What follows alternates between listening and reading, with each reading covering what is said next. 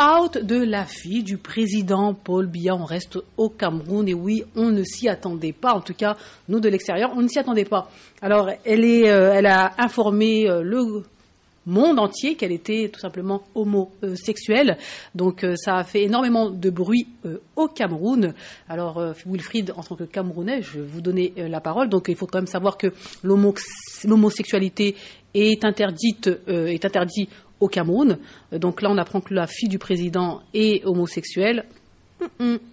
Oui, l'homosexualité est interdite au Cameroun. C'est l'article 347, paragraphe 1 du Code pénal du Cameroun. C'est la réalité camerounaise. On sait que sur la question homosexuelle, les avis divergent selon les pays. Le Cameroun s'est prononcé en sa défaveur. Ça signifie que quand vous êtes au Cameroun, évidemment, vous vous rendez coupable devant la loi si vous êtes justement pris en flagrant délit d'homosexualité ou si votre homosexualité est officiellement reconnue. Et donc, Brenda, homosexuelle, justement, est dans une pratique qui ne cadre pas avec les lois de la République. Et ça nous amuse beaucoup parce que le gouvernement se retrouve plus ou moins dos au mur. Ce gouvernement-là qui n'a pas arrêté de nous brandir la loi, de nous dire comment l'État est un monstre froid quand il fallait museler les opposants politiques et de justifier les arrestations, les tortures, les interdictions de séjour et les mises en exil des dissidents. Aujourd'hui, il est justement appelé à se prononcer sur la question de la fille du président. Et là, on constate quelque chose d'assez curieux, mis à part quelques médias, quelques journaux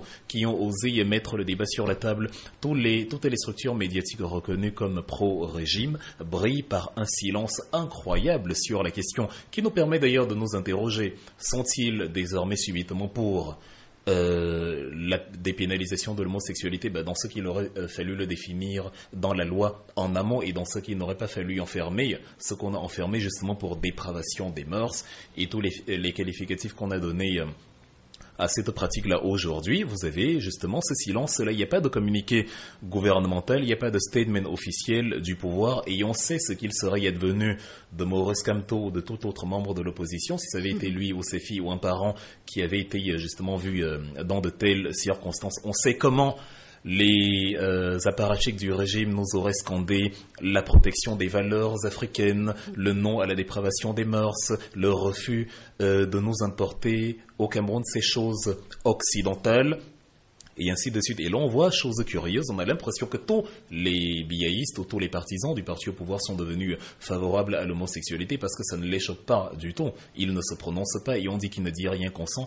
Il y en a même qui compatissent avec le fait que, la pauvre Brenda s'est vue dans une situation où elle est victime, peut-être parce que la jante masculine ne s'approchait pas assez d'elle. Il y en a qui disent qui a osé publier ces images. En fait, ils ne sont plus choqués par le crime en lui-même, qu'ils ont pourtant dénoncé depuis des décennies, au point où ils ont approuvé la loi et approuvé le fait que tous ceux qui se rendaient coupables d'homosexualité au Cameroun étaient emprisonnés, étaient incarcérés. Il y en a même qui sont en exil occidental aujourd'hui, sous les hauts applaudissements de tous les soutiens au régime. Et là, le silence nous fait nous demander, mais comment ça se fait, vous n'êtes plus horrifié par le crime en lui-même, le crime entre guillemets, parce que dans la loi camerounaise, ici en France, ça ne l'est pas. Sauf que pour l'instant, le Cameroun a pénalisé la pratique et donc pour la réalité camerounaise, c'est un crime. Bien sûr. Et quand on a adopté une pratique comme un crime, on doit justement dénoncer le crime. Mais aujourd'hui, vous avez... Silence radio, vous l'avez dit. Silence radio, ou plutôt littéralement la compassion envers les circonstances du crime. Silence radio et compassion. Plutôt que le crime lui-même, c'est comme un tueur en série qui égorge et on dit, oh le pauvre, comment est-ce qu'on a osé divulguer la vidéo? En tout cas, vous avez beaucoup de choses à dire concernant cette actualité-là. Je vous donne la parole. Est-ce que vous pensez que ça va avoir un impact sur la possible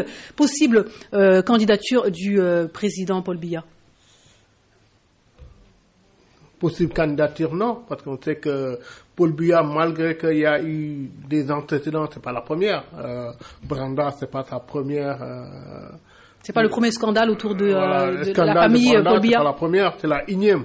Mais là, ce qui nous surprend, c'est, on peut dire, une des lois fondamentales du Cameroun qui est mise en évidence, qui était contre l'homosexualité.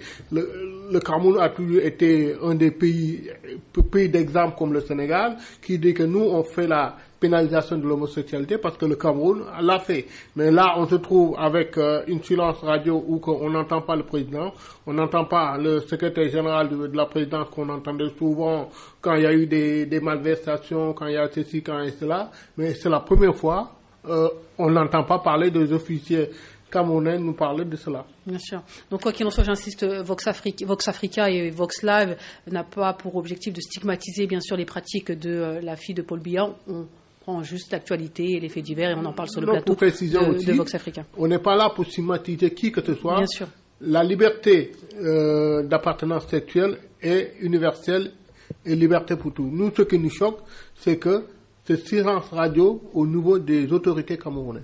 Oui, et surtout, on invoque une réalité. Comme je l'ai dit tout à l'heure, en France, dans le pays où nous vivons, l'homosexualité est dépénalisée. Vous pouvez vous marier, c'est la réalité française. Et évidemment, quand on vit en France, on s'y conforme. Maintenant, d'autres pays ont leur réalité. Bien sûr, la Russie. Et on ne remet pas en cause, on n'est pas là pour ça. Oui, exactement. Et donc, il s'agit ici simplement de poser les questions pourquoi le régime Biya ne s'exprime pas pour dénoncer. Là, puisque dans la réalité camerounaise, c'est une pratique illégale. C'est une pratique non acceptée. Et c'est pour ça qu'on en parle aujourd'hui sur Vox Africa. Et surtout parce qu'on sait qu'il aurait dénoncé si ça avait été de l'opposition. On s'est posé la question, enfin, il y en a qui ont évoqué le paradigme de l'extraterritorialité, invoquant que, comme la pratique a eu lieu sous d'autres cieux, elle n'est pas pénalement responsable. Je veux bien, on n'a pas envoyé quelqu'un arrêter la fille du président à Genève ou ailleurs, mais paradoxalement, Maurice Kamto s'est retrouvé en prison en 2019 pour des actes commis par des activistes de la diaspora en terre étrangère. On n'a pas évoqué à ce moment-là l'extraterritorialité. Beaucoup de ces activistes d'ailleurs et membres de partis politiques ne peuvent plus mettre pied au Cameroun parce qu'ils ont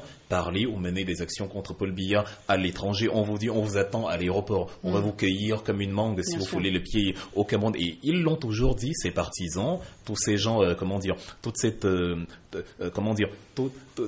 toutes ces, je vais utiliser un terme que j'utilise beaucoup dans le cas du ministre de l'administration territoriale, le terme du pitbull social, tous ces pitbulls, toute cette mode, donc on a affrété justement pour dire aux opposants, si vous mettez encore les pieds au Cameroun ici, on va vous faire la peau. Et là, à ce moment-là, on ne convoque pas l'extraterritorialité. On se souvient maintenant de la loi quand c'est la fille du président et c'est un paradigme qu'on n'accepte pas. Et donc on dit, puisqu'il ne s'agit justement pas de stigmatiser, s'ils sont soudain favorables à l'homosexualité, qu'ils dépénalisent ou qu'ils organisent un référendum pour voir si le peuple camerounais y est favorable, et comme ça on libère ce qu'on a arrêté, ce qu'on a justement